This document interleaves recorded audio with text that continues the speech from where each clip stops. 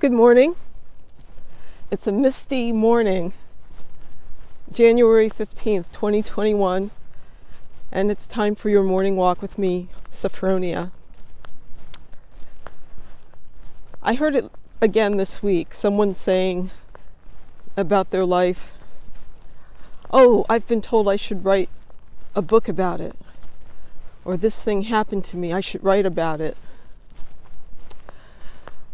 I wanted to give you another way to think about that. There are many ways to write about things that have happened to you. It doesn't necessarily have to be memoir. And as I talk about this, I want you to know I'm not just talking about the event. I'm talking about emotion, channeling the thing you felt. Think about method actors. Method actors do this all the time. They channel a past emotion in order to create a performance. Well, if they can do it, why can't we? I've been reading a lot about the Gees lately because I saw that documentary on HBO, and I'm a little fascinated by their early life, which I didn't know much about. Now, Robin Gibb, who died in, I think, 2012, before he died, he wrote this fabulous piece of classical music, a requiem for the victims of the Titanic. And my husband was saying, well, why would he write about that? Why would anyone write about that?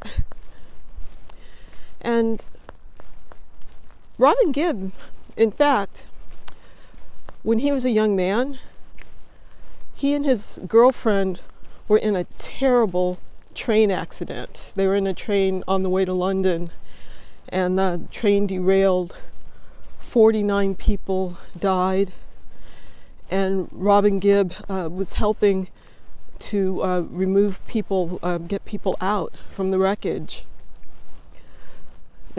And he was a sensitive person anyway. I'm sure this was a deeply emotional experience for him. And I'm sure that it was only natural for him to channel his emotions from that night, thinking about the people on the Titanic experiencing similar fears. And he created this amazing piece of music out of it. I had a similar experience when I was writing my novel, Unforgivable Love. And I knew there would be, at some point in that story, a tremendous loss for one of the characters. And it just so happened that when I was in the early stages of writing that novel, I experienced a tremendous loss, really painful. And even though I wasn't writing that part of the book yet, I wrote that part of the book. I sat down and wrote it because I knew what I was feeling was so raw. I thought, I think this is what my character would feel, and I'm going to write this right now while I'm in this.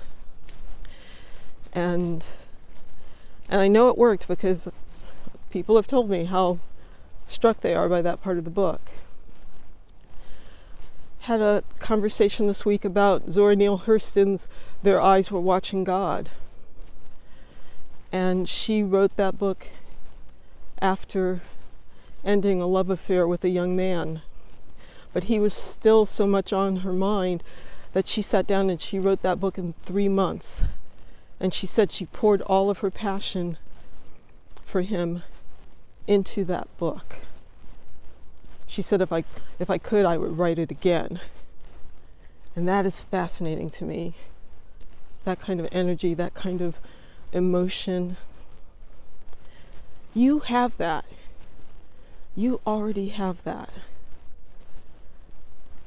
And if you can bring that to bear in your work, you not only will make your work uniquely powerful, but you will have taken the personal and made it universal,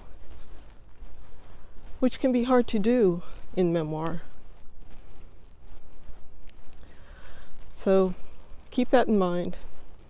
I'm sure there are a lot of high emotions running right now. So think about where you can channel that into your writing. I'm going to keep walking. You take care. I'll see you again next week. Bye-bye.